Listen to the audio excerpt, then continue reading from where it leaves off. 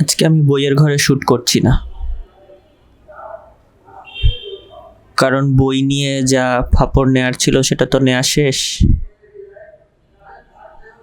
তাছাড়া এর আগে তো বলেছি বইয়ের ঘরে কত ধরনের কারিগরিক জটিলতা আছে। এই ঘরেরও কিছু সীমাবদ্ধতা আছে, যেটা আমি মাত্র টের পেলাম। বাইরের প্রচুর আওয়াজ। আমার এই মাইক্রোফোন যথেষ্ট ভালো, আজকের ক্যামেরা আরও উন্নত, আমার বিভাগের কর্মস্থলের ক্যামেরা যেটা ব্যবহার করছি। কিন্তু সনি A7 III এত ভালো ক্যামেরা কখনো ব্যবহার করার আমার পরিকল্পনা ছিল না, কিন্তু যেহেতু কোনো যন্ত্রেরই কোনো ধারাবাহিকতা নাই, তাই এটা নিলাম। কিন্তু এই ঘরে এসি নেই, ভাগ্য ভালো আজকে এসি চালাতে হচ্ছে না, ফ্যানও চালাতে হচ্ছে না।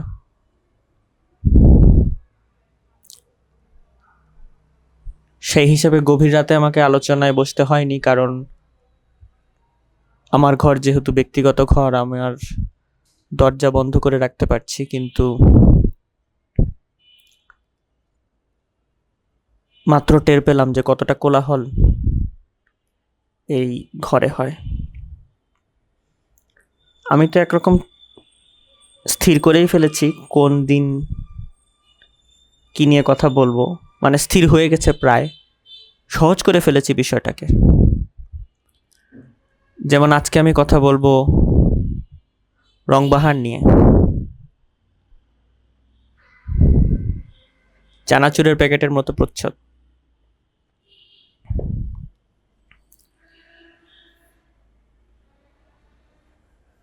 আজকে পিছনে বই নেই, শুধু দেয়াল, আমার ঘরের সাদা দেয়াল, এবং কোনো শিল্পমান নেই আজকের ভিডিওর, একদমই সুযোগ নেই খুব একটা আমার ঘরে।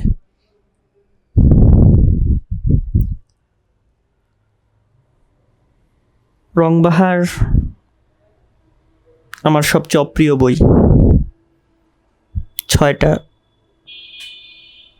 ছয়টা বইয়ের মধ্যে সবচেয়ে অপছন্দের বই, কিন্তু এটা আমার সবচেয়ে পঠিত বই। আমার পাঠক সংখ্যা তো নগণ্য, 500, 1000 কিনা, 1000 হয়তো বা খুব বেশি হয়ে যাবে, 500-র উপরে হবে, আমি ঠিক জানি না। কিন্তু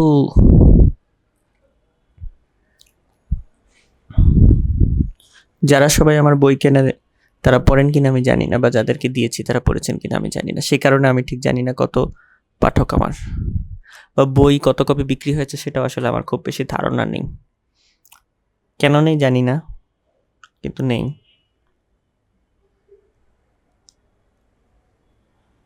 অন্যান্য বই, যেই সব বইয়ের পাঠক 10-12 জন বা 30-40 জন, এবং বিক্রি হয়েছে 100 কি 200 কপি, তাও চেনা পরিচিত জনের মধ্যে, সেই সব বইয়ের সাথে তুলনা করলে রংবাহার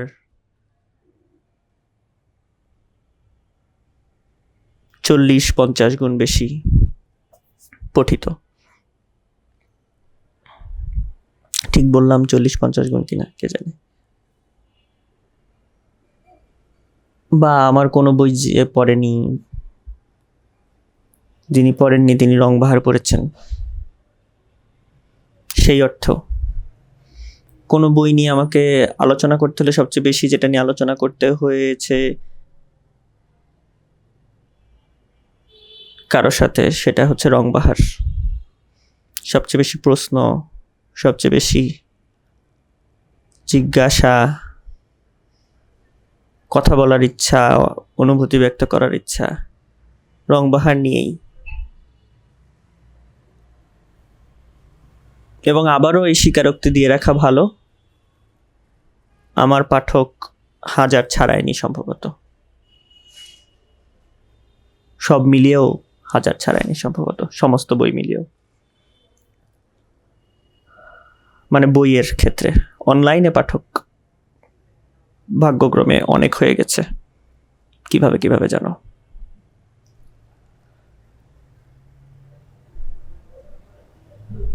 তো এটাই হচ্ছে রংবাহারের দ্বন্দ্বটা।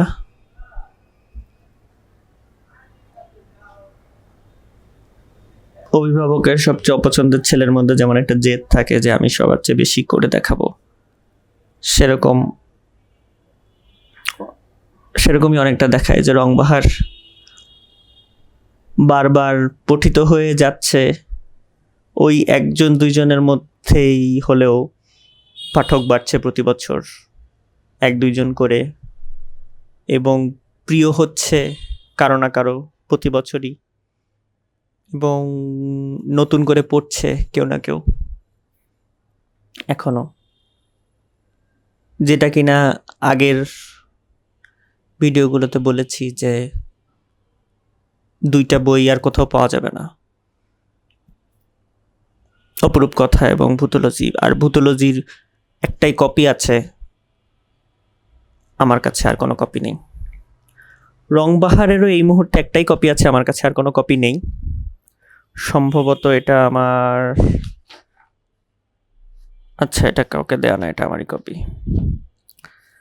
কিন্তু এটার সাথে অন্যান্য বইয়ের পার্থক্য হচ্ছে রংবাহার এটা 2য় বার মুদ্রণ করা হয়েছে, এবং সামনে হয়তোবা আবার করা হবে, সেটা একটা পার্থক্য। এবং আমি জানি রংবাহার কার কার কাছে আছে, মানে সবগুলো কপি কার কার কাছে আছে জানি না, কিন্তু কারো কারো কাছে কোনো কোনো কপি আছে, এটা আমি জানি।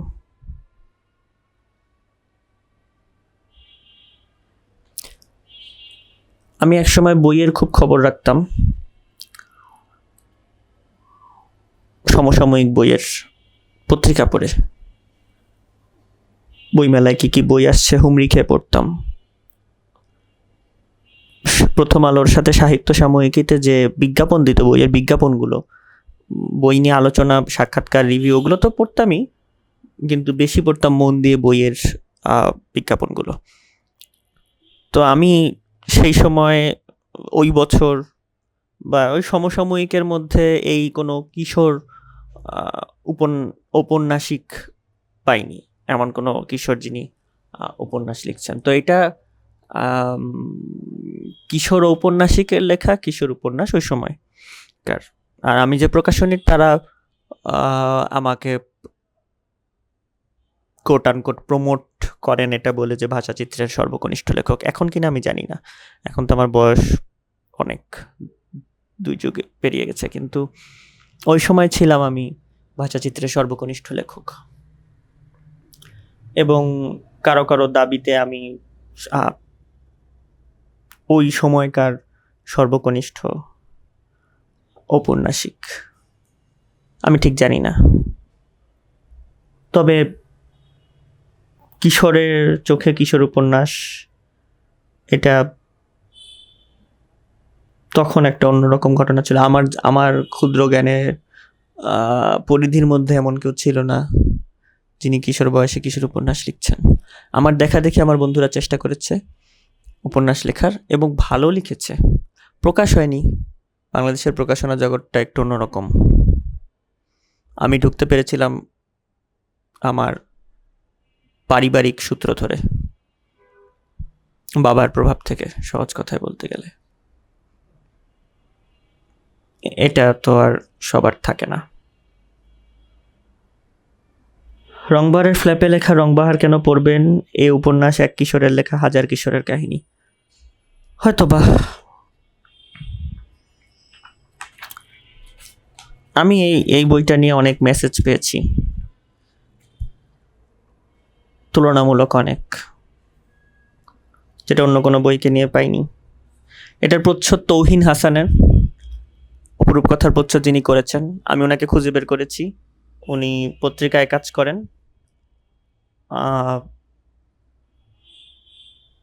সুদর্শন দেখতে একজন লোক। সামাজিক মাধ্যম লিঙ্কডিনে আমি ওনাকে সম্ভবত সংযুক্তি পাঠিয়েছি, সম্ভবত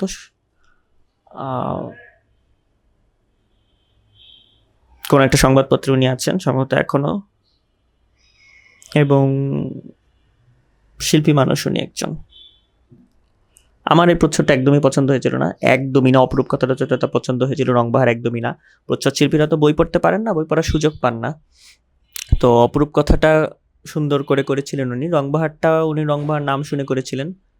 অপরূপ কথাটা ছিল টাইপোগ্রাফি, আর রংবাহারটা উনি ওই যে রংবাহার শুনে রংবাহারই করে দিয়েছেন। আমার একদম পছন্দ হয়নি প্রচ্ছদটা, কিন্তু ধীরে ধীরে পছন্দ হয়েছে। যখন দেখেছি পাঠকদের পছন্দ হয়েছে, আমার কাছে এখন এটা একটা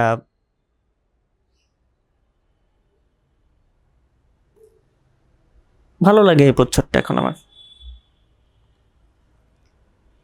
রংবাহার আমার এত অপছন্দ হওয়ার কারণ,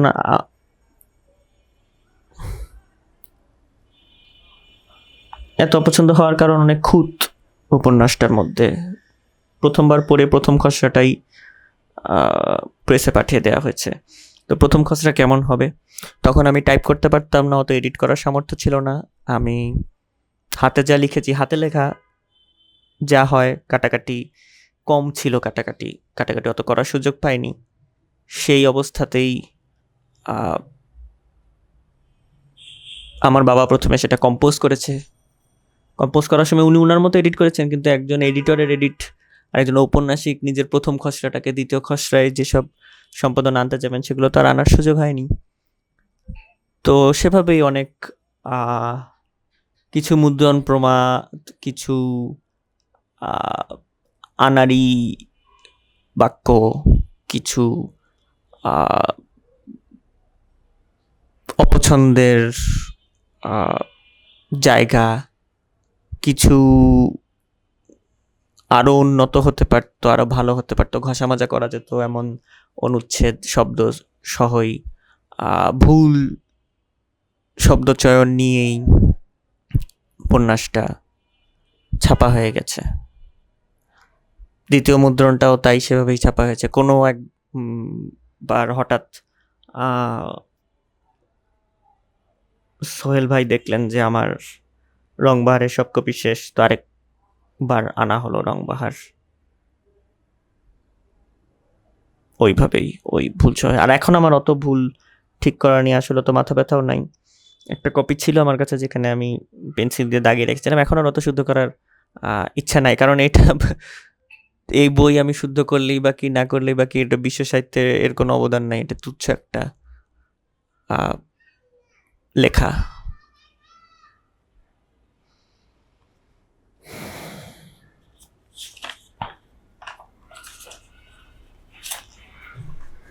মোট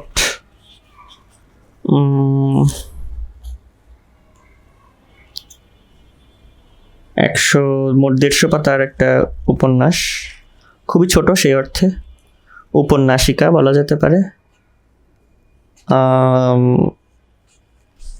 কত শব্দ আমি ভুলে গেছি, আমি তো তখন টাইপ করতাম না, খুব সামান্য কিছু শব্দে। উপন্যাসের কাহিনীটা ফ্ল্যাপে লেখা নেই।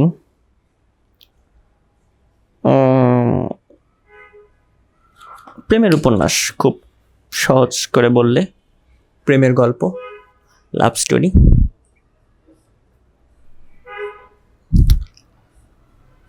প্রেমের উপন্যাসই লিখব ওই সময়ে। আমার বয়স তখন 15 সালে প্রকাশ হলো এটা, না, আমার বয়স তখন 14 বছর। আমি যখন এটা লেখা শুরু করি, 15 বছর বয়সে প্রকাশ হয়। 13 বছর বয়সের শেষের দিকে আমি এটা লেখা শুরু করি। একটা দুইটা করে একটা দুইটা করে অনুচ্ছেদ লেখা শুরু করি। এবার চ্যাপ্টার লেখা হয়। চ্যাপ্টারগুলো খুব বেশি এখানে ডিফাইন্ড না, ডট ডট ডট করে দেয়া। প্রেমের গল্প লিখলাম কারণ এটা না যে ওই বয়সে আমার মধ্যে প্রেম এসেছিল, প্রেম খুব তোলপাড় করে গেছে, তারপর সেটা না, প্রেম আমার জীবনে এসেছিল আরও আগেই। এটা লেখার তাড়না যেখান থেকে আসলো যে আমি অনেক প্রেমের গল্প শুনতে থাকলাম বন্ধুদের কাছ থেকে, যেটা আমাকে ছুঁয়ে যাচ্ছিল। মনে হচ্ছিল যে কারোর সাথে কাউকে বলতে হবে, মানে কাউকে বললে তার মধ্যে কীরকম অনুরণন তোলে সেটা সেটা দেখার ইচ্ছা ছিল, লিপিবদ্ধ করে রাখার।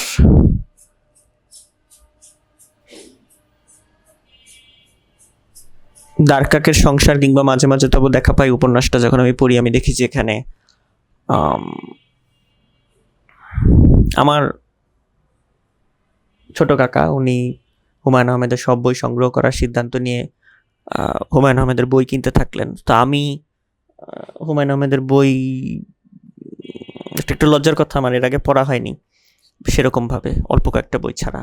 মানে যেরকম বহুল পঠিত লেখক উনি, সেই অর্থে আমার 12-13 বছর পর্যন্ত হুমায়ুন আহমেদের তেমন কোনো বই শিশু সাহিত্যের অল্প কিছু ছোট গল্প ছাড়া পড়া হয়নি, বা টুকরো টুকরো এদিক ওদিক ছড়ে ছাড়া, মানে পাঠক বলতে যা বোঝায়। এবং তখনও আমি যখন রংবাহার লিখি তখন আমার হিমু বা মিসির আলী ওভাবে পড়া হয়নি সম্ভবত, যতদূর মনে পড়ে। তো সেই সময় আমি ওনার এই দ্বারকাকের সংসার কিংবা মাঝে মাঝে তবে দেখা পাই বইটা পড়ি, এবং বইটাতে তো প্রটাগনিস্ট একটা কিশোরী। তো আমার কাছে এটা খুব কৌতূহলোদ্দীপক লাগে, যদিও আমি পরে জানতে পারি যে কিশোরী হুমায়ুন আহমেদের মানে বেশিরভাগ চরিত্রই, মানে কিশোরী খুব বেশি অস্বাভাবিক একটা চরিত্র না ওনার উপন্যাসে, মানে গুরুত্বপূর্ণ চরিত্র হিসেবে। এবং পরে আমি কার যেন লেখায় না সাক্ষাৎকারে শুনেছিলাম যে ওই একটা বয়সে সুনীল, সমরেশ, শীর্ষেন্দু ওনারা ভুরি ভুরি প্রেমের উপন্যাস লিখেছেন, প্রেমের গল্প লিখেছেন। আমি সাথে সমরেশ আর শীর্ষেন্দুকে টেনে আনলাম কিনা জোর করে আমি জানি না, সম্ভবত ওনাদের নামই বলা হয়েছে, কারণ আমি সমরেশ আর শীর্ষেন্দুর লেখা পড়িনি বেশি। সুনীলের লেখা পড়েছি, বেশি পড়েছি তা না, ওনাদের তুলনায় ভালোই পড়েছি। তো হ্যাঁ, এটা সত্যি সুনীলের ক্ষেত্রে যে প্রচুর প্রেমের উপন্যাস গল্প একসময় লিখেছেন, এবং নায়িকাগুলো ছিল 16, 17, 18, 19, 21 এরকম বছরের বয়সের। তারপরে আস্তে আস্তে তাদের নায়কদেরও এরকমই বয়স ছিল, ধীরে ধীরে নায়কদের বয়স বাড়তে থাকলো, আর নায়িকাদের বয়স ওই বয়সের মধ্যেই সীমাবদ্ধ থাকলো, লেট টিনেজার এরকম। তো তখন আমি সেটা জানতাম না, যখন জানতাম না জন্য আমার কাছে মনে হলো আচ্ছা এরকম একজন বয়স্ক লেখক এই কিশোরীর দিকে আলোকপাত করেছেন, কিশোরীর দিকে তাকিয়েছেন, ঘুরে উপন্যাস লিখেছেন। হ্যাঁ, আমি জানি যে তখনও জানতাম যে রবীন্দ্রনাথের চরিত্রগুলোর গল্পের যে প্রেমের গল্পের যে নারী চরিত্রগুলো তাদের বয়স খুব বেশি না, কারোরই কমই বয়স, কিন্তু তখন সেটা আমার কাছে একটা পুরাতন রাবীন্দ্রিক যুগ, অনেক ধরাছোঁয়ার বাইরে। সমসাময়িকদের কারো তাদের চোখে তো আসলে 13-14 বছর বয়সের মেয়ে বাচ্চাই, সেরকম বড় না। তো সেই জায়গা থেকে আমার এটা মনে হলো যে এটা তো একটা ভালো গল্প লেখার জায়গা, এবং হুমায়ুন আহমেদ তো আসলে অনেক দূরে সরে গেছেন, যদিও ওই অর্থে দূরে সরে যাননি, কিন্তু ওনার বয়স তো অনেক দূরে, ওনার তো আর প্রচুর বন্ধু বান্ধবী নেই কিশোর বয়সী, বা অনেক আগে কৈশোর পার করে এসেছেন, সেই অর্থে অনেক দূরে সরে গেছেন। তো উনি যদি লিখতে পারেন তাহলে একজন কিশোর তো আরও ভালো লিখবেন। এবং উনার ভাইয়ের একই সাথে সমান্তরালে উনার ভাইয়ের লেখা যে ওই একই সময় আমি আরেকটা উপন্যাস পড়ি, গাব্বু নামের, সম্ভবত স্টেশন বা গাব্বু এরকম নামের দুটো উপন্যাস পড়ি। দুটোই আমি মাঝপথে পড়া ছেড়ে দিয়েছি। ওটাও কিশোরদের নিয়ে লেখা, এবং আমার কাছে মনে হচ্ছিল যে এবং একই বয়সী, 13-14 বছর বয়সী, 12 বছর বয়সী, আমার মনে হচ্ছিল যে এটা কি আসলে কিশোরদের জীবন, মানে স্কুলে পড়ছি, স্কুলে নানা রকম বন্ধু আছে, ঠিক আছে, কিন্তু তার মধ্যে একটা সারল্য আছে, একটা নিষ্পাপ ব্যাপার আছে। এবং তারপরে আমি অ্যাডভেঞ্চারে জড়িয়ে যাচ্ছি। অ্যাডভেঞ্চার খুব সহজ কিশোরদের জীবনে। তা আসলে ঢাকায় সমসাময়িক কিশোরদের জীবনে অ্যাডভেঞ্চার কি এত সহজ, বা তাদের জীবন কি এত সরল? আহ, একটা ভিলেন আসে এবং তাদেরকে সেই ভিলেনকে মোকাবেলা করতে হয়। এর মানে জীবন তো আরো জটিল। এবং তখন ইন্টারনেট ঢাকা শহরে এরকম মানে খুব সহজ কথা না। আমার বন্ধু বান্ধবরা ব্যবহার করছে সবাই ইন্টারনেট, কিন্তু সেটারও মূল্য দিয়ে, মূল্য চুকিয়ে ব্যবহার করতেছে। এরকম 24 ঘন্টা ইন্টারনেটের আওতায় না তখন সারা ঢাকা শহর। তো সেই হিসাবে খুব যে ইন্টারনেটের প্রভাবে জটিল হচ্ছে তাও বলা যায় না। কিন্তু হ্যাঁ, হলিউডের ছবি, আহ, উপন্যাস, আরও নানা রকম কিছু মিলিয়ে তো আহ, জাফর ইকবালদের যে কৈশোর মনে পড়ে, তার থেকে তো পার্থক্য হয়েছেই। বিশেষ করে 13-14 বছরের ছেলেটা তো অত সরল না, তার সে তো অনেক জটিলতার সম্মুখীন হচ্ছে, যেটার প্রভাব তার মনে পড়ছে। এবং ওভাবে আহ, মানে অন্ধকার দিক তৈরি হচ্ছে তো তার ভিতরে, বা অন্ধকারের সাথে পরিচয় তো হচ্ছে তার ভিতরের বাইরের দুই জায়গারই। তো তখন আমার মধ্যে একটা তাগিদ হলো যে আমি তো মানে প্রেম তো অনুপস্থিত জাফর ইকবালের উপন্যাসে। আমার আবারও জানা খুব সীমিত। আমি উনার যে কয়টা উপন্যাস পড়েছি, অল্প কিছু বৈজ্ঞানিক কল্পকাহিনী বা ওরকম ধরনের, সেখানে প্রেম তো অনুপস্থিত, খুব সরাসরি বলা নেই। কাম তো একেবারেই অনুপস্থিত আমি যতদূর জানি। এবং হুমায়ুন আহমেদের যেটাতে আছে, হ্যাঁ, সেখানে প্রেম কাম আছে, কিন্তু হুমায়ুন আহমেদেরও তো, যেটা বললাম, কৈশোর অনেক আগের। উনি হয়তো বা কিশোরীকে দেখছেন ওই দূর থেকে। যদিও কিশোরীর চোখ দিয়ে, কিশোরীর মুখ দিয়ে গল্প বলার প্রচেষ্টাটা অসাধারণ এবং অনেক ভালো। তারপরেও ওনার কাছে কিশোরী তো রহস্যময় এবং পাগল, যে কারণে দ্বারকাকের সংসারের কেন্দ্রীয় চরিত্রটা পাগল এবং রহস্যময়। ফার্স্ট পার্সনে তো আর কেউ এতটা রহস্যময় থাকতে পারতো না, পারে না সাধারণত, যতটা রহস্যময় হুমায়ুন আহমেদ দেখেছেন। কারণ উনি ওটাই আর কি, যেটা বলছি। তা আমি একদিকে একটা সমস্যা দেখলাম এক ভাইয়ের লেখায়, আরেক ভাইয়ের লেখায় একটা সম্ভাবনা দেখলাম। তা আমি তো আরও প্রেমের গল্প জানি, আমার কাছে মনে হলো, যেগুলো দ্বারকাকের সংসারের মতো অসম প্রেমের কাহিনী না। একটা অল্প বয়সী মেয়ে একটা বুড়ো বয়সের ছেলের প্রেমে পড়ছে না, ওই একটা অল্প বয়সী মেয়ে একটা অল্প বয়সী ছেলেরই প্রেমে পড়ছে, যেটা অনেক বলার মতো কাহিনী, যেটা আমি পাইনি অন্য কোথাও। সেই কবে রোমিওর বয়স কত আমি জানি না, জুলিয়েটের বয়স তো 14 বছর সম্ভবত। তো আমার মনে হলো আমরা কি ভুলে গেছি কৈশোর কেমন ছিল। মানে কিশোরকে কি স্রেফ একটা খেলা পাগল, অ্যাডভেঞ্চার পাগল, বই পাগল, ছবি আঁকা পাগল,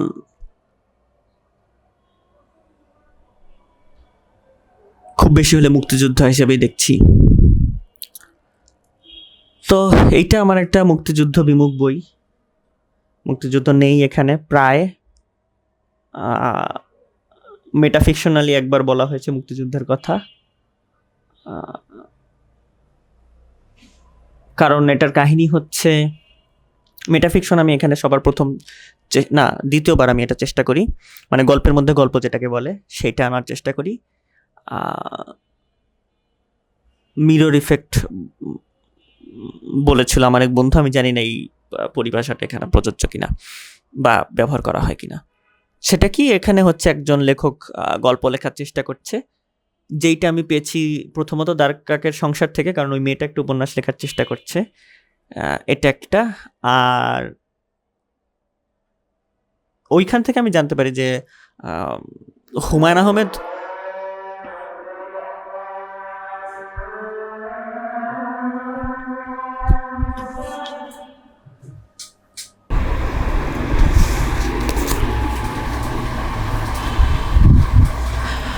আজান হচ্ছিল, আজানের জন্য একটা বিরতি দিলাম, জল খেলাম। কি যেন বলছিলাম, ও হ্যাঁ, আমি একটা কৌশল শিখলাম যে একটা উপন্যাসের মধ্যে যদি নিজেকে প্রবেশ করানো যায়, যেমন হুমায়ুন আহমেদের উপন্যাসের মধ্যে যখন হুমায়ুন আহমেদ আছেন, তখন আমরা বলছি যে আচ্ছা, তাহলে তো এই চরিত্রটা অন্য কোনো চরিত্র তো হুমায়ুন আহমেদ অবলম্বনে না, হুমায়ুন আহমেদ নিজে তো এখানে আছেন। বুঝাতে পেরেছি কিনা কৌশলটা? দ্বারকাকের সংসার উপন্যাসের মধ্যে একটা 13 বা 14 বছর বা 15 বছর বয়সী মেয়ে ক্লাস 10-এ পড়ে, ক্লাস 10-এ পড়ে এরকম একটা মেয়ে, বয়স ঠিক জানি না। ক্লাস 10-এ পড়ে একটা মেয়ে 55 বছর বয়সী বা এরকম কিছু একজন বয়সী একটা লোকের প্রেমে পড়েছে, বাবার বয়সী। তো পাঠকের মাথায় তো প্রথমে আসবে কিন্তু টুক করে ওই উপন্যাসের মধ্যে হুমায়ুন আহমেদ ঢুকে গেলেন, মানে হুমায়ুন আহমেদ নামে একটা চরিত্র আছে উপন্যাসের মধ্যে, তাহলে ঠিক আছে, আমাদের ফোকাস সরে গেল। আচ্ছা ঠিক আছে, এটা তো তাহলে হুমায়ুন আহমেদের নিজের অবলম্বনে না, হুমায়ুন আহমেদের চরিত্রটা তো এখানে আছে। এইটা একটা আমার মাথায় বুদ্ধি আসলো, কারণ আমি যদি এখন প্রেমের উপন্যাস লিখি, কেন্দ্রীয় চরিত্র তো আমার চরিত্রই ভাববে সবাই, কিন্তু আমি তো আসলে অন্য কোনো চরিত্র লিখছি, সত্যিই অন্য কোনো চরিত্র লিখছি, কেন্দ্রীয় চরিত্র আমার অবলম্বনে না, এবং তার সম্বন্ধে যা লিখছি এটা ভাবার অবকাশ আছে যে আমি নিজেকে ওভাবে দেখতে চাই বা এরকম কিছু। তো আমি সে কারণে, যদিও কাহিনী কেন্দ্রীয় মানে গল্পটা, মূল প্লট যেটা, যেই ভালোবাসার গল্পটা, ওটা ওরকম আমারও ঘটেছে, কিন্তু আসলে আমার কি রকম ঘটেছে এটা বিবেচনা করতে গেলে দেখা যায় প্রায় সব রকমই আমার ঘটেছে। তো ওই কারণে আমি একটা ছদ্মবেশ নেয়া, নিজেকে গল্পের মধ্যে ঢুকিয়ে লেখক হিসেবে, লেখক নামের একটা চরিত্র হিসেবে আমি গল্পের মধ্যে আছি। আমার চরিত্রের নাম লেখক, এটা যদিও প্রথম পুরুষে লেখা না, এবং তারপর সেই চরিত্রটা একটা উপন্যাস লিখছে, এবং কি উপন্যাস লিখবে সেই উপন্যাসের গল্পটা এই কেন্দ্রীয় চরিত্র যে শুভ, সে বলে দিচ্ছে তাকে, এবং সেটা শুনে শুনে সেই উপন্যাসটা লিখছে। এবং এই উপন্যাসটার প্রথম অধ্যায় শুরু হয়েছে এভাবে যে, এ কয়দিনে তার বইয়ের প্রথম চ্যাপ্টার লেখা শুরু হয়েছে। প্রথম কয়েকটা অনুচ্ছেদ লিখতে যায় একটু কষ্ট, কিছুতেই মন মতো হয় না, টেবিলে খাতা কলম খোলাই থাকে। গল্পের শুরুটা দাঁড়িয়েছে এরকম: স্কুলে পা রেখে শুভ একটা দীর্ঘশ্বাস ছাড়লো। এখানে শুরু হলো না, মাঝামাঝি কোনো একটা জায়গায় গিয়ে লেখক নাটোরে বসে, নাটোরে আমার বাড়ি, নাটোরে বসে একটা উপন্যাস লিখছে, এবং আবার এই অনুচ্ছেদটা লেখা, এ কয়দিনে তার বইয়ের প্রথম চ্যাপ্টার লেখা শুরু করেছে, প্রথম কয়েকটা অনুচ্ছেদ লিখতে যা একটু কষ্ট, ওইটাই শুরুটা দাঁড়িয়েছে এরকম: স্কুলে পা রেখে শুভ একটা দীর্ঘশ্বাস ছাড়লো। এইভাবে আমি গল্পটা লিখেছি। তার মানে মাঝামাঝি গিয়ে আবার আমি দেখতে পাচ্ছি যে এটা ওই গল্প। এটার আমার কোথা থেকে এই কনসেপ্ট এসেছে? সবই তো চুরি করা, আমার সব ধার করা, না বলে নেয়া। সেটা হচ্ছে সফির জগৎ থেকে। সফির জগৎ পড়তে পড়তে ওই সফির জগতের প্রথম কয়েকটা লাইন আবার সফির জগতের মধ্যে এক জায়গায় পাওয়া যায়। সোফিয়াস বেরদেন, যেই হাবিবের অনুবাদ করা, এটার প্রভাব। আরেকটা প্রভাব যেটা, সেটা হচ্ছে গিয়ে ওই সময় এই উপন্যাসটা লেখার একটু পরে আমি, কয়েক মাস পরেই আমি বঞ্চিত লাঞ্ছিত পড়া শুরু করি, ননী ভৌমিকের অনুবাদ, সম্ভবত ইনসাল্টেড অ্যান্ড হিউমিলিয়েটেড, দস্তয়েভস্কি।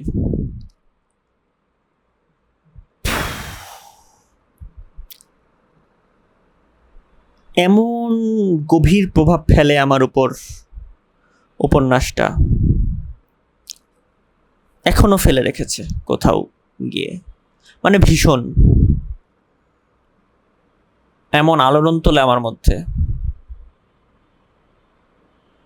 এবং স্বাভাবিকভাবেই যে কোনো ভালো উপন্যাস, গল্প পড়লে আমার মনে হয় যে আমি কেন এই গল্পটা বললাম না, বা আমিও তো বলতে পারতাম, খুব হিংসা হয়, ওর মাথায় কেন আসলো, আমার মাথায় কেন আসলো না, আমি কেন এরকম লিখলাম না, আমিও তো লিখতে পারতাম, লিখলে কি দারুণই না হতো।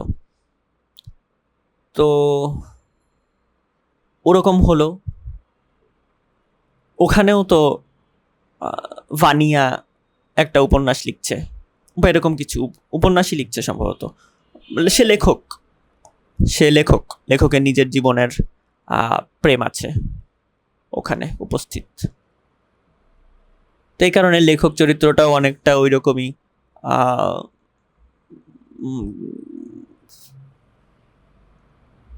মানে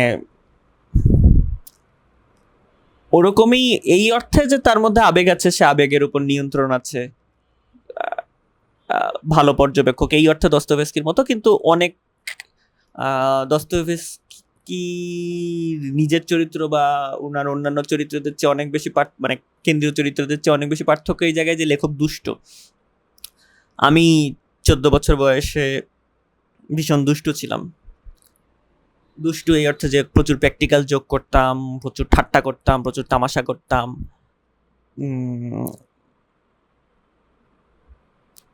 একটু স্টোইক ছিলাম অনেক ব্যাপারেই।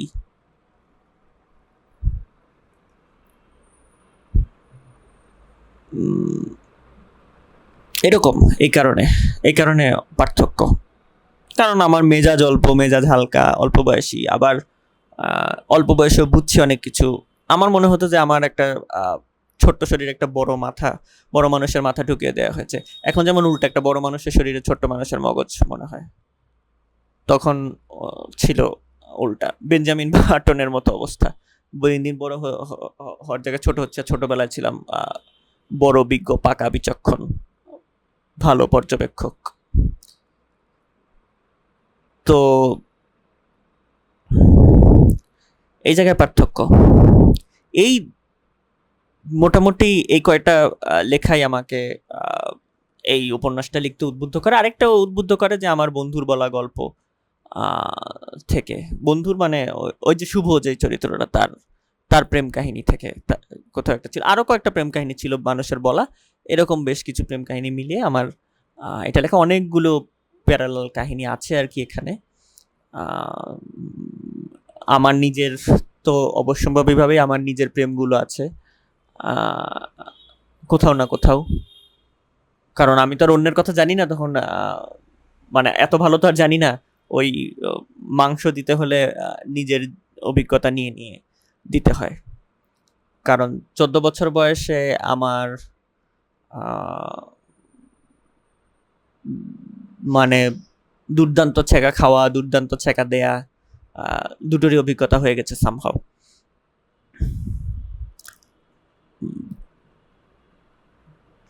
অন্যভাবে তখন আমি মানে অন্যদের চেয়ে ইট হিটস ডিফারেন্টলি। কোন একটা দুঃখের গান, কোন একটা দুঃখের উপন্যাস, মোরলেস। অনেকে ভাবে, আমি নিজেও ভাবি যে ওই বয়সে কি বা এমন ট্র্যাজিক প্রেম মানুষের হতে পারে, মানা না খেলে, প্রেমিকা ট্রেনে কাটা না পড়লে।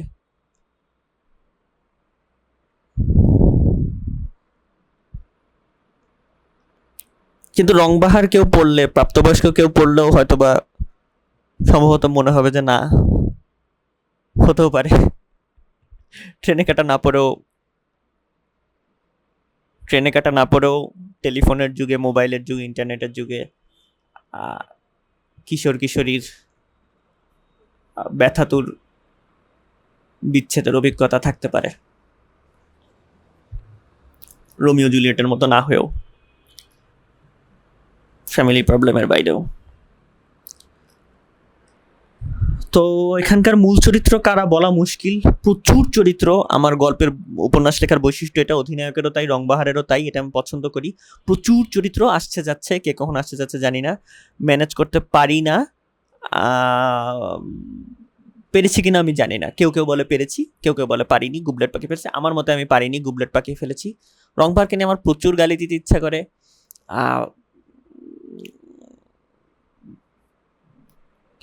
কোথায় হরিদ্বার আর কোথায় গুজ্জদারের মতনই তুলনাটা হয়ে যাচ্ছে। কিন্তু আমি কোথাও একটা পড়েছিলাম যে শরৎচন্দ্র নিজের দেবদাস সম্বন্ধে বলছেন যে চিঠিতে লিখছেন সম্ভবত যে ওই সময় প্রচুর মদ গিলতাম আর আবল তাবল লিখতাম, তো এই একটা ছাইপাশ লিখেছে আর কি। দেবদাস ওনার খুবই অপ্রিয় উপন্যাস আমার পড়া মতে, এবং ওই চিঠির মধ্যেও সেটা ছিল যে উনি ওরকম লিখছেন। আমারও দেবদাস একদমই পছন্দ না ওনার অন্যান্য উপন্যাসের সাথে তুলনা করলে। তো জানি না কেন দেবদাস জনপ্রিয়, কিন্তু আমার একদমই ভালো লাগেনি ছোটবেলায়। বড়বেলায় তো পড়ার প্রশ্নই ওঠে না। এবং শরৎবাবুর নিজের অপছন্দ ছিল, সেটা আমার পরে জানা হয়েছে। আমার নিজেরও আমার প্রথম উপন্যাস অপছন্দের, এই কারণে মনে হয় যে কি লিখেছি, যদিও কিছু গিলতাম না। নেশার জগতের সাথে তখন আমার পরিচয় হয়নি, খুব যে ঘনিষ্ঠ পরিচয় আমার নেশার জগতের সাথে তা না, কিন্তু যেটুকু পরিচয় সেটা পরে হয়েছে।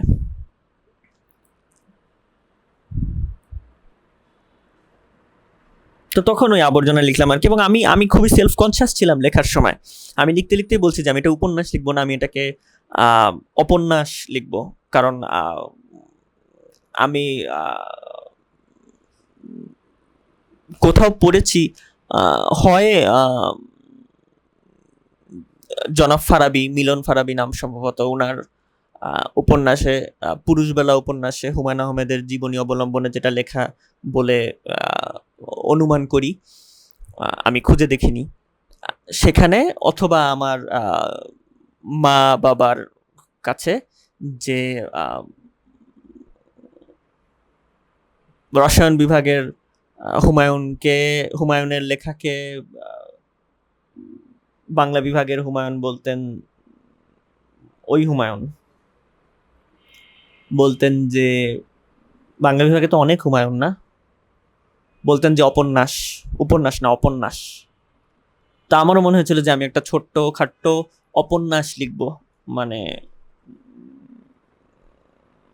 বাজে উপন্যাস লিখবো আর কি। এটা আমার উপন্যাসের মধ্যেই আছে, আমি একটা চটুল বাজে এবং বাজারি সাহিত্য লেখার চেষ্টা করছি, এটা আমার উপন্যাসের মধ্যে আছে এবং চেষ্টা সফল হচ্ছে, অনেকটা সফল হয়েছে। আমার মনে হয় যে আমি যদি এইটার মার্কেটিং করতাম খুব নগ্নভাবে বা রসালোভাবে মাল মশলা দিয়ে, তাহলে মনে হয় আবার কিছু এলিমেন্ট রাখতাম সেরকম, আমার মনে হয় যে এটা জনপ্রিয় হতেও পারতো।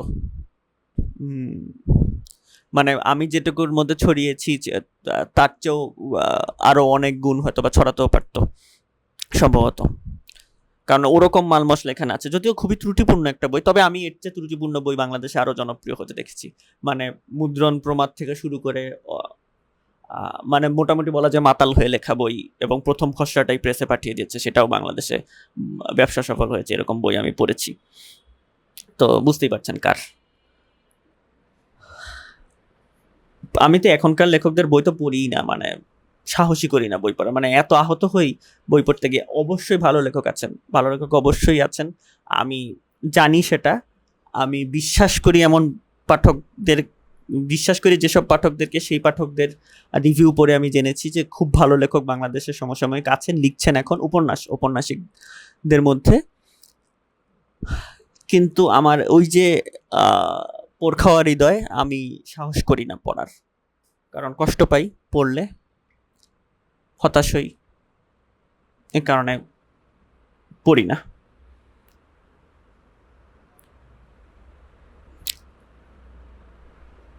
নাগাসাও একটা চরিত্র ছিল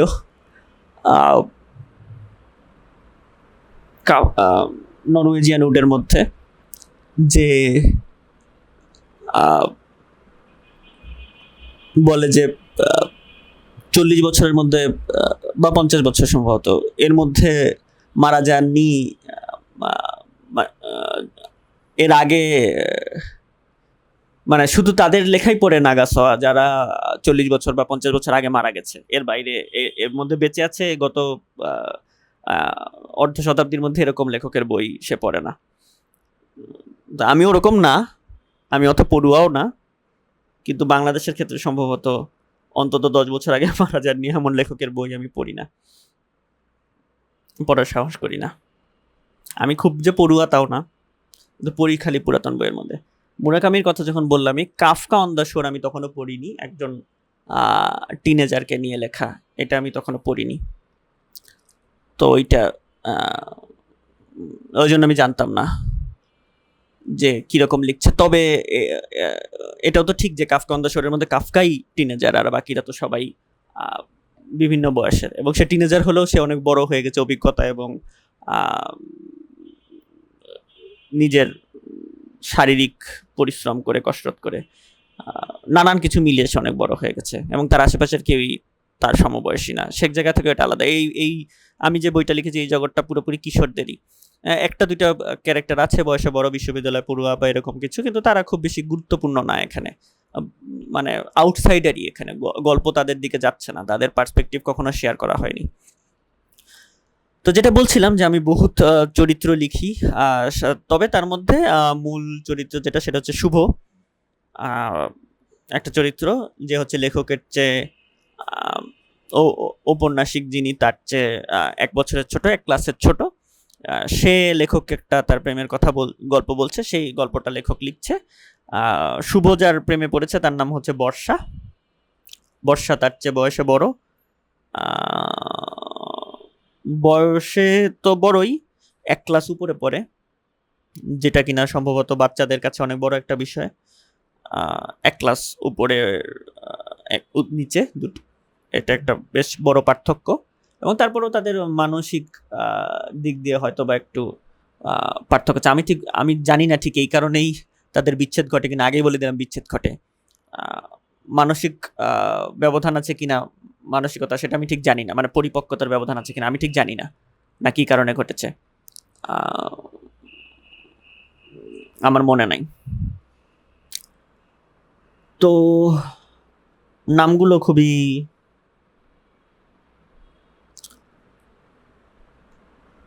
অন্যরকম নাম, এরকম না মানে আলসেমি করে লেখা নাম। আমি যেটা বলেছিলাম এর আগে যে আমি নাম দিলে, বলেছি কিনা জানি না, আমি নাম লিখতে হলে সোনামণিদের সুন্দর নাম বইটা বের করে চরিত্রদের নাম দিতাম, কারণ আমি নাম দিতে পারি না কোনো কিছুর। তো এটা সোনামণিদের সুন্দর নাম থেকে দেইনি কিছুটা, আমি তখন থেকে কিছু এক্সপেরিমেন্ট করা শুরু করেছিলাম, সে কারণে আমি শুভ হচ্ছে আমার মধ্যে যা কিছু শুভ আছে তার তাই নিয়ে চরিত্রটা তৈরি, তাই তার নাম শুভ। বর্ষা হচ্ছে আমার মনের মধ্যে যে বর্ষা অংশটুকু আছে, খুব চঞ্চল একটা মেয়ে, সেই অর্থে সেইখান থেকে বর্ষার নাম, এরকম আর কি। আরো কিছু কিছু চরিত্র আছে ওরকম নাম দিয়ে দেয়া হয়তোবা। আর শুভ চরিত্রটা কি, শুভ একটা অত্যন্ত জনপ্রিয় ছেলে ক্লাসের মধ্যে। তো আমি ওভাবে শুরু করেছি যে একটা জনপ্রিয় ছেলের স্কুল জীবন কেমন হয় সেটা, এবং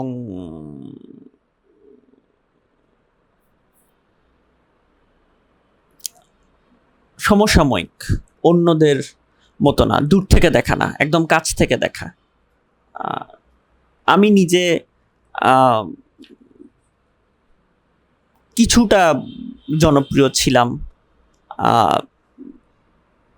একটা খুব স্বল্প সময়ের জন্য, ক্লাস 7, 8, 9 এরকম সময়টাতে মোটামুটি জনপ্রিয় ছিলাম, সেটাও লেখক হিসেবেই। আমার বন্ধু বান্ধব এবং ছোটদের মধ্যে খুব বেশি না, মোটামুটি সেই একটা অভিজ্ঞতা থেকে আমি লিখতে পেরেছি। তারপরে ফেসবুকে ফেক অ্যাকাউন্ট করে শিক্ষকদের সাথে প্রেম করা, এরকম ক্লাসের ম্যাডামের প্রেমে পড়া, তো না, ম্যাডামকে পছন্দ করা, অল্প বয়সে একটা ম্যাডামের, এইটা। তো প্রত্যেকটা চ্যাপ্টার, একটা চ্যাপ্টার এক একটা চরিত্রকে নিয়ে, মূলত আমার যতদূর মনে পড়ে শুভ আর বর্ষার গল্পটাই প্যারালালি চলেছে, একটা চ্যাপ্টার শুভর, একটা চ্যাপ্টার বর্ষার, এরকম করে।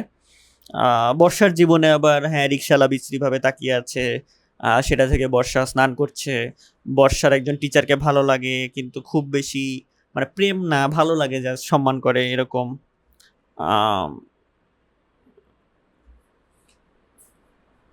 বর্ষা অত্যন্ত সুন্দর মেয়ে, যেরকম হুমায়ুন আহমেদের নারী চরিত্রগুলো হয়, ওই কথা মনে রেখেই আমি আইরনি করেই লিখেছি বর্ষা সুন্দর। সুন্দর মেয়েকে নিয়েই আমি উপন্যাস লিখবো, আমার নায়কটাও সুন্দর, আমি নিজে যেহেতু সুন্দর না, আমার নায়ক নায়িকা দুজনই সুন্দর, আমি মানে ওই যে ওম শান্তি ওমের মধ্যে একটা বাণিজ্যিক ছবি বানানোর যে জোর করে উপাদানগুলো ঢুকিয়েছে ওরকম করে আর কি। আমিও বাণিজ্যিক উপন্যাসের চরিত্রগুলো কোনো মানে আউট অফ অর্ডিনারি প্রোটাগনিস্ট নাই এখানে, সব হচ্ছে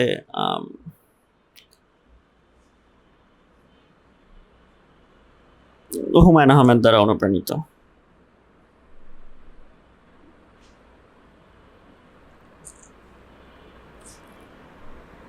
প্রচুর ইন্টারটেক্সচুয়ালিটি এর মধ্যে আছে, কোনোটা সরাসরি কপি না বলে মানে ঘুরিয়ে পেঁচিয়ে কপি, কোনোটা একদম লিখে দেয়া। যেমন আমি একটা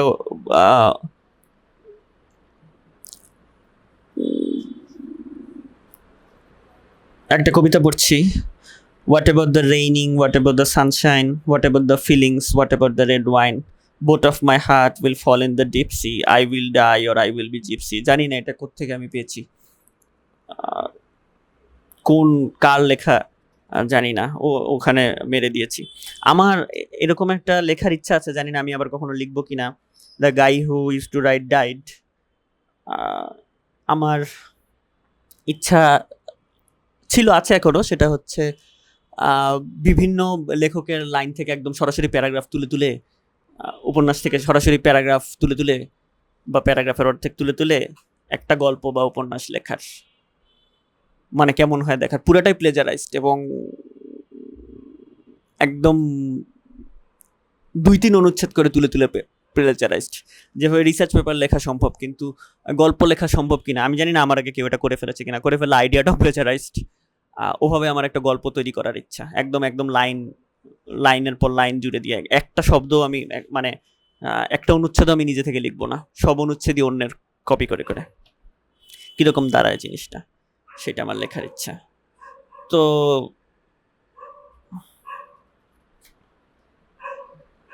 এরকম এই উপন্যাসে প্রচুর গান, কবিতা, সিনেমা, অন্যের লেখা আর কি।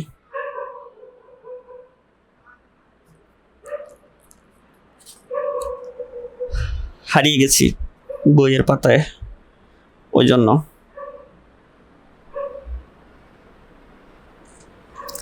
আমি একটা সময় ওই যে নিজেকে শোনাই নিজের গান, গানের মতো কোনো দুপুরবেলা রংবাহারের যে কোনো একটা অধ্যায় থেকে পড়া শুরু করতাম, পড়তে পড়তে অনুভব করা শুরু করতাম। কারণ আমি যখন এটা পড়ছি তখন তো আমার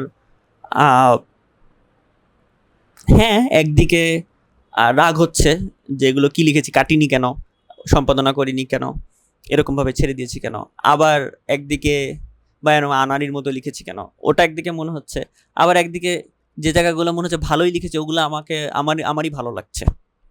সাধারণত মন খারাপ বা উদাস থাকলে, মন খারাপ তো না, মন উদাস থাকলে আমি রংভার পড়তাম, পরে আরেকটু উদাস হয়ে যেতাম।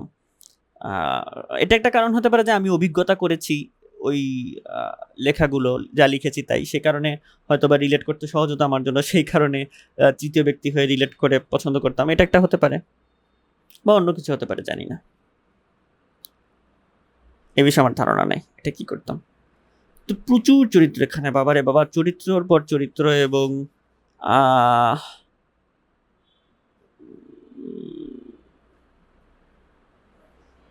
নুসা নামের আর একটা চরিত্র হচ্ছে যে শুভকে পছন্দ করে, মানে একটা ত্রিকোণ প্রেম হয়ে গেছে।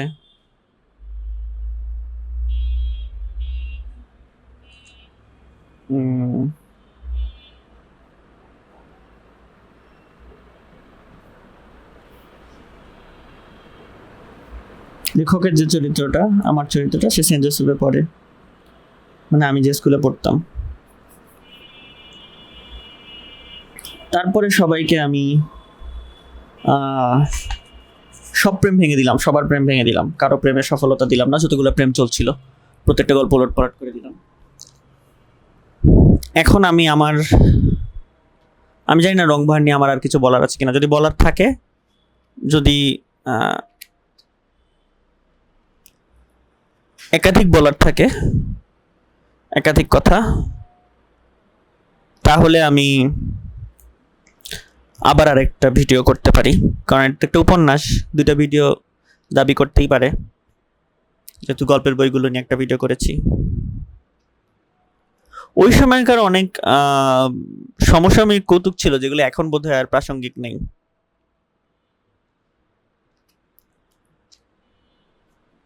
বা চিরকালীন থাকবে না।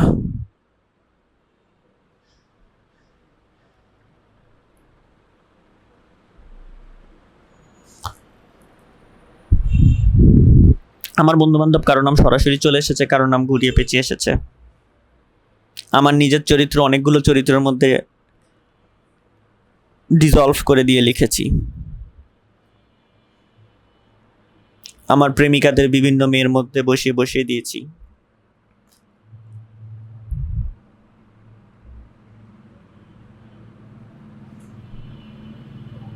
আমার যে অভিজ্ঞতা বন্ধুদের সাথে, মেয়েদের সাথে, সেটা এক একজনেরটা এক এক জায়গায় দিয়ে দিয়েছি, বা একই জনেরটা বিভিন্ন জায়গায় দিয়ে দিয়েছি, বা বিভিন্ন জনেরটা এক জায়গায় এনেছি।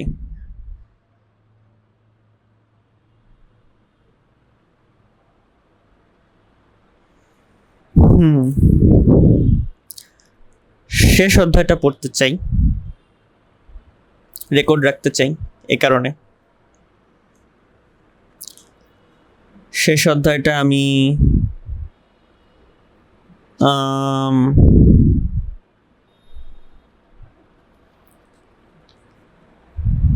এটা সবার প্রিয় অধ্যায় যারা যারা পড়েছে।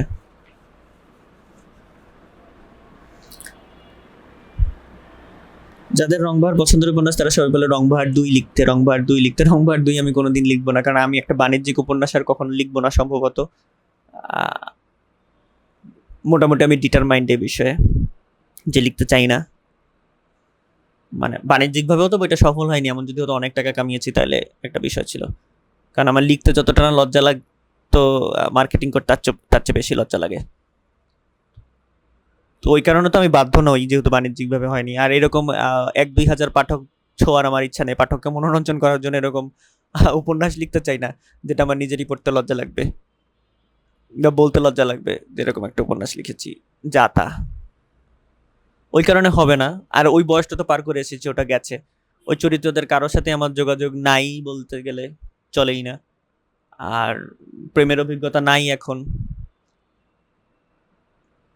মানে স্থিরতা প্রেমের অভিজ্ঞতা বলতে এখন আমার কাছে শুধু ওরকম লেখার মতো কিছু নাই। মিশি না বেশি ছেলেদের সাথে, যেটুকু মিশি মেয়েদের সাথে একদমই মিশি না, কিছু জানি না। সে কারণে আমার কাছে অল্প বয়সী মেয়ে বলতে আমার ছাত্রীরা, তো দূরত্ব আছে। আবার সেই ছাত্রীরাও তো আসলে 18-24 বছর বয়সী, টিনেজার না। সুতরাং ওইটা আর লেখা হবে না। আর অল্প বয়সীদেরকে নিয়েও লেখা হবে না, কারণ অল্প বয়সীদের সাথেও দূরত্ব। আমার নিজের অল্প বয়সে আমি এমন একটা পেশায় ঢুকে গেছি যেই পেশার মানেই দূরত্ব তৈরি হওয়া। দূরত্ব রাখতেই হয় আসলে, না হলে চাকরি করা সম্ভব না। সে কারণে দূরত্ব কমবে হয়তো বা সামনে, যখন আমি আরেকটু পরিপক্ক হব সেই সময়। এখন দূরত্বটা রাখতেই হয়, যে কারণে এটা আর কখনো লেখা হবে না। আর কোনো উপন্যাসই কখনো আমার দ্বারা লেখা হবে কিনা আমি জানি না, কিন্তু রংবাহার লেখা হবে না এত অনুরোধ সত্য। সে কারণে বলছি, আর কোনো উপন্যাস আমাকে কেউ লিখতে অনুরোধ করে না, খালি রংবাহারটাই লেখার অনুরোধ এখনো পাই, রংবাহারের পরবর্তী সিকুয়াল বা এরকম কিছু। তো এটার হবে না। আমি একটা ছোট গল্প লিখেছি, গল্পের মতো, এই রংবাহারের রেশ ধরে। অন্য কিছু লিখেছি, কবিতার মতো কিছু লিখেছি, চিঠিপত্র কিছু রংবাহারের থেকে, রংবাহারের ইউনিভার্সে। কিন্তু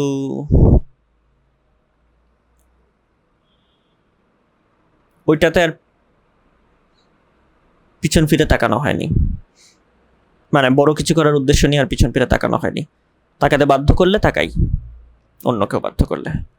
তো এটা আমি নিজেও বহু বছর পর পড়বো শেষ অধ্যায়টা, কি ছিল দেখি, কতটুকু ক্রিঞ্জ খাবো জানি না, খেতেও পারি। আশা করি থামিয়ে দিব না পড়তে পড়তে। এইটা এখনো কারো যদি পছন্দ হয় শেষ অধ্যায়টা পছন্দ হয়